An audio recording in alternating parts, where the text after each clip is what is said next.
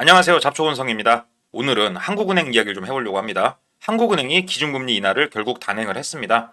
한국은행이 기준금리를 인하한 이유가 단순히 경기가 너무 어렵기 때문에 경기를 진작시키기 위해서 금리를 인하를 했다. 이렇게 말할 것 같으면 오늘 영상 키지도 않았고요. 계획대로라면 최상의 선택을 한 것으로 보입니다. 부동산, 경제, 정치 모든 것들을 만족시킬 수 있는 단 하나의 선택으로서 기준금리 인하라는 카드를 오늘 빼들었다. 이렇게 우리가 이해를 하면 될 것 같습니다.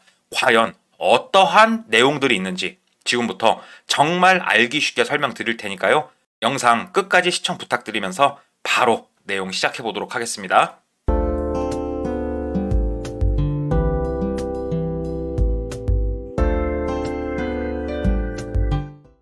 뉴스가 나왔습니다. 경제 전망이 너무 낮아서 0.8%로 반토막이 나가지고 한국은행이 금리를 0.25%포인트 인하를 실시를 했다. 이렇게 뉴스가 나왔습니다. 결국 뉴스에서도 나오는 게 뭐냐? 역성장에 이어 이런 말들이 나오지 않습니까? 한국은행이 경기 침체를 인정했다. 경기가 침체되어 있고 너무 안 좋은 거를 인정을 하니까 우리는 금리를 내릴 수밖에 없는 선택을 했다. 이러한 내용으로 지금 뉴스가 나왔는데 한국은행이 궁극적으로 이번에 가지고 가고자 하는 키포인트들이 무엇이냐? 아주 전체 다 가져가려고 합니다. 그게 무엇이냐? 경기 침체를 완화를 시켜야 되겠죠. 그 다음에 죽어버린 소비 심리를 올려야 됩니다. 지방에 있는 미분양 물량, 부동산 이야기를 하고 있는 겁니다. 지방 미분양에 대해서도 무엇인가 해결을 해야 될 테고 수도권에 몰려가지고 너무 올라버린 부동산 가격. 그런데 지방처럼 무언가 혜택을 줄 수도 없어. 이러한 수도권 주담대를 받은 인구의 부담, 이자 때문에 사람들이 많이 경매장에 나가고 파산 신청을 하고 제가 영상에서 여러 번 설명을 드렸었잖아요. 이러한 수도권의 금융 리스크도 관리를 좀 해야 되겠고 그 다음에 짤막하게 말씀드리자면 차기 정부 우리 이제 곧 있으면은 다음 대통령이 나오죠. 그 대통령에게 무엇인가 선물을 줄 수도 있다. 이게 무슨 말이냐면요. 이거는 약간 음모론처럼 너무 이렇게 조금 귀담아 듣지 마시고 대충 한번 들어주세요. 다음 정부가 누가 됐건 들어섰어요. 그러면 다음 대통령이 딱 자리에 앉았을 때 한국은행이 기준금리 인하를 해가지고 경제 지표를 조금 좋은 쪽으로 바꿔놓은 상태에서 시작을 한다고 하면 얼마나 좋습니까? 그렇기 때문에 한국은행이 먼저 움직였다. 이렇게도 생각을 좀 해볼 수 있죠. 정치적으로도 욕먹을 일이 없어. 부동산도 해결을 해. 경기도 살려. 이 모든 것들을 다 가져가려고 한다. 어떻게 가져가려고 하냐? 이거에 대해서 이제 상세하게 설명을 좀 드려보고자 하는데 잠깐 구독, 좋아요 잊으신 거 아니겠죠? 먼저 한국은행이 0.25%포인트 금리를 인하를 했죠. 그래서 나온 금리가 2.5% 금리입니다. 금리가 이제 내려갔죠, 이번에. 그렇다면 미국은 현재 어떻냐? 이거를 좀 봐야 됩니다. 미국은 현재 4.5%입니다. 미국이에요. 미국은 돌아오는 6월 19일 날 이날 기준금리 발표가 있습니다. 그러니까 원래대로라면 미국의 기준금리를 먼저 보고 한국은행이 그 다음 타임에 움직여도 사실은 돼요. 그런데 앞장서서 먼저 움직였을 때는 차기 정부에 대한 약간의 러브콜 이런 생각도 조금은 드는 건데요. 어찌됐건 이 내용은 조금 제쳐두고 이렇게 먼저 한국은행이 기준금리를 이제 인하를 했어요. 무엇 때문에 이렇게 미국보다 앞서서 급하게 기준금리 인하를 했냐? 그 내용을 좀 들여다봤더니 한국은행 경제 성장률 전망치를 봤습니다. KDI하고 똑같이 나왔어요. 원래는 이번에 2025년도 초에는 한국은행이 1.5%포인트 정도 경제가 성장할 것 같다. 이렇게 전망을 했었습니다. 그런데 불과 3개월 사이에 0.8%로 반토막이 나버렸어요. 경기가 죽어버린 겁니다. 경기가 침체된 거예요. 이렇게 경기 침체가 무엇인가 지표로서 명확하게 보이고요. 그 다음으로 바라본 게 소비자 심리 지수도 체크를 할 수밖에 없었을 겁니다. 소비자 심리 지수는 간단해요. 100이라는 하나의 기준선을 세워놓고요. 그거보다 밑에 있으면 안 좋은 거고 위에 있으면 좋은 건데 보시다시피 상당히 오랜 기간 쭉 100보다 낮은 수치에서 놀았습니다. 소비자들이 심리가 좋지가 못해요. 머리가 아파. 지금 무서워. 형편이 어려워. 이렇게 느낀 지가 굉장히 오래되었고 정말 특이하게 5월 달에 가서는 정말 오랜만에 100 이상으로 올라왔네요. 그런데 이 수치를 단순히 보고 금리를 안 내릴 수는 없죠. 소비자 심리지수도 지금 영향을 끼쳤고 그 다음으로 본 게 기업 심리지수인데 기업도 여전히 심각합니다. 심각해. 기업은 아주 공포 그 자체예요. 공포 그 자체. 기업도 안 좋아. 소비자도 안 좋아. 이럴 때 필요한 게 뭐예요? 금리 인하밖에 없다. 금리 인하를 해야 된다. 그래서 한국은행이 이제 금리 인하를 한 거고, 소비자 물가지수도 한몫을 했습니다. 이 그래프 기울기가 가파를수록 물가가 가파르게 상승을 했다 이렇게 보시면 되는데, 25년도 들어서 그래프의 기울기가 완만하게 눕기 시작을 했고요. 지금 2% 언저리의 물가 상승률을 보여주고 있습니다. 한국은행이 원하는 물가 상승률이 2%거든요.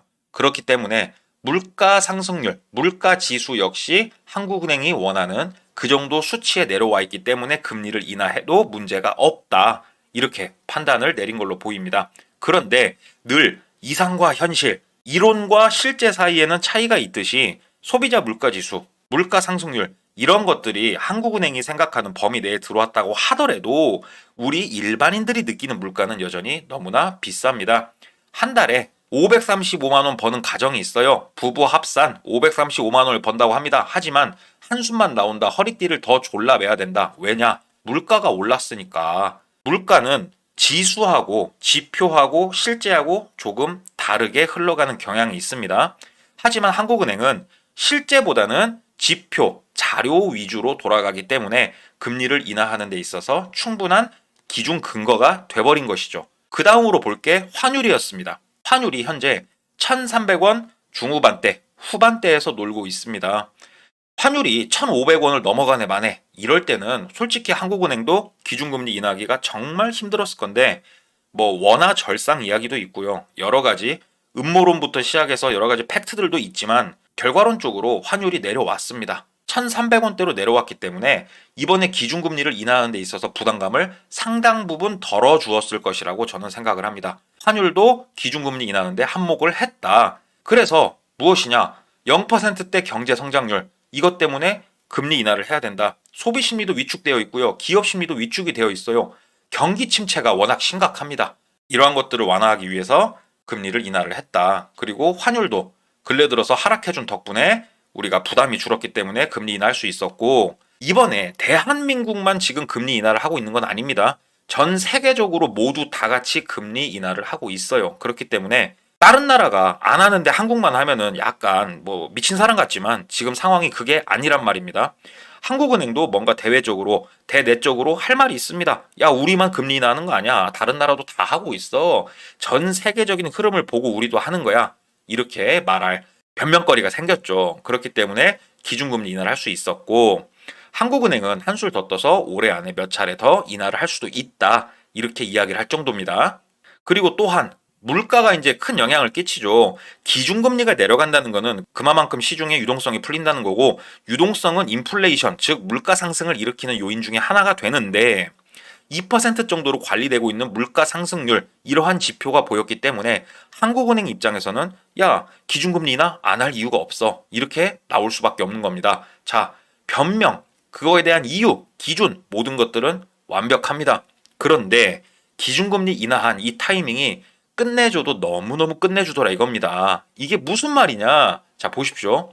제가 지금 여러 가지 말씀을 드렸어요. 소비심리, 경제성장률, 뭐 환율 여러 가지 것들 말씀을 드렸는데 단 한 가지 아직 이야기하지 않은 게 있습니다. 그게 무엇이냐? 바로 부동산입니다.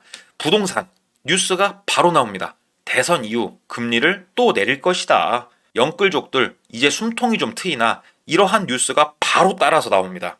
영끌족들이 지금 힘든 이유가 뭐죠? 이자가 너무 비싸요. 이자 내기가 너무 힘들어. 그렇다고 집값이 오르지도 않아. 그렇기 때문에 영끌족들이 못 버티고 파산을 하고 집이 경매로 날아가고 이런 일들이 벌어지고 있는 건데 이러한 영끌족들에게 숨통을 트이게 해줄 수가 있다. 영끌족들이 무너지지 않게 조금은 도움을 줄 수 있다라는 거는 금융권에 대한 리스크를 줄일 수 있다라는 걸로 우리가 해석을 할 수가 있죠. 그리고 단순히 영끌족만 숨통을 트이게 만들어줬냐? 아니요. 7월 달에 우리 무슨 이벤트가 있죠?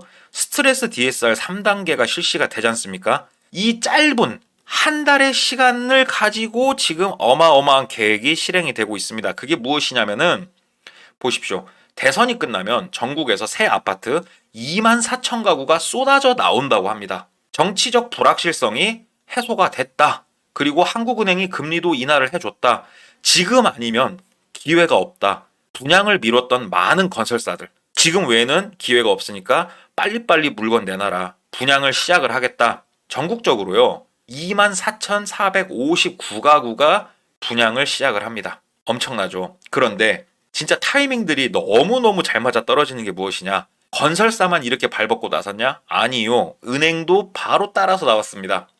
주택담보대출 10억까지 마이너스 통장 3배로 시중은행이 대출 경쟁을 벌이고 있습니다. 6월 한정일 것 같습니다. 6월 한정에 사람들이 많이 쏠릴 것 같아요. 한국은행이 기준금리 내려줬죠. 7월 달이면 스트레스 DSR 3단계가 실시가 되기 때문에 조금 더 빡세집니다. 물론 지방은 3단계 영향을 받지 않습니다. 2단계 그대로 유지가 되지만 서울 수도권 같은 경우에는 시간이 없어요. 그렇기 때문에 은행에서도 이때다 싶어가지고 뭐 마통이면 신용대출이죠. 신용대출, 주택담보대출 한도를 막 열어주는 거예요. 어서들 오십시오. 오면 바로바로 돈 드리겠습니다. 하지만 모두 다 줄 수 없어요. 오픈런 하세요. 그래서 아침에 사람들이 은행 앞에 줄을 서 있고 이러한 진풍경이 가관이 벌어지고 있는 건데 건설사, 은행 한통속이 된 것 같아요. 이럴 때 보면은 한국은행이 기준금리를 낮춤으로 인해서 그리고 이 시기, 이 적절한 타이밍을 이용을 해가지고 일단은 영끌족들 살리면서 금융권 리스크를 해소를 어느 정도 시키고요. 그 다음에 지방에 있는 아파트, 여기 보시면 아시겠지만 부산, 충북 이런데 지방에 있는 미분양 물량 살리기에도 일조를 해버리고요. 서울, 경기 이쪽에도 활력을 조금은 불어 넣어주고요. 물론 한 달이란 시간밖에 없습니다만 모든 것들을 해결할 수 있는 카드를 꺼내 들은 겁니다. 부동산도 이번에 기준금리 인하에 의해서 미친 듯이 활발하게 움직일 겁니다. 다만 6월 한정일 겁니다. 정리를 해보자면 경기 침체 완화, 당연히 기준금리 인하면 충족할 수 있죠. 세계적 추세, 우리만 하는 거 아니야. 전 세계가 다 하고 있어. 변명할 수 있습니다. 그렇기 때문에 금리 인하를 했어요. 그랬더니만은 분양을 연기했던 건설사들이 일제히 갑작스럽게 분양을 시작을 해버립니다. 7월이 되면 여러분 안 돼요. 6월달 중에 모두 다 돈 싸들고 와서 아파트 분양받으세요 하면서 동시다발적으로 다들 뛰어나오기 시작을 했습니다. 이 시기에 정확하게 맞춰서 금융권, 주택담보대출 및 신용대출이 확대가 됐습니다. 금융권도 이때 아니면 돈 못 벌어. 그러니까 막 뛰어나오는 거예요. 이 모든 타이밍이 한국은행 기준금리 인하에 맞춰져서 나온 것들입니다. 하지만 한국은행이 부동산 폭발을 원치 않습니다. 부동산 폭등을 하게 되면은 이거는 망하자는 거예요. 그렇기 때문에 7월 달에 스트레스 DSR 3단계라는 안전장치를 걸어두고 지방 미분양부터 시작해가지고 모든 것들을 다 해결할 수 있는 이러한 카드로서 현재 적절한 타이밍이라고 생각하는 이 시기에 기준금리 인하를 실시를 했다. 지방은 스트레스 DSR 3단계 미적용입니다. 그렇기 때문에 한국은행이 기준금리 인하하고 시중은행도 금리가 좀 떨어지면은 저금리로 지방에 있는 미분양 물량 해결할 수 있죠.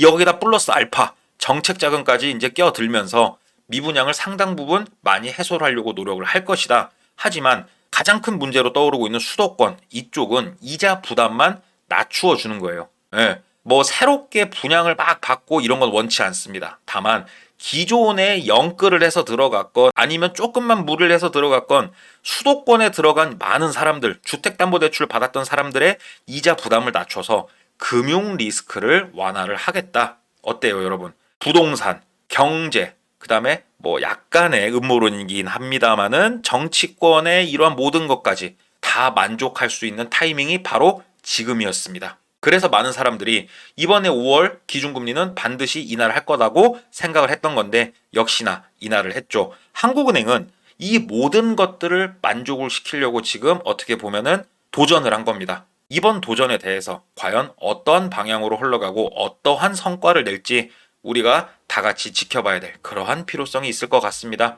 오늘은 이렇게 한국은행 기준금리 인하 이것이 과연 무엇을 원하고 있고 어떠한 방향으로 흘러가기를 원하는지 이런 것들을 전체적으로 알아보는 시간 가져봤고요.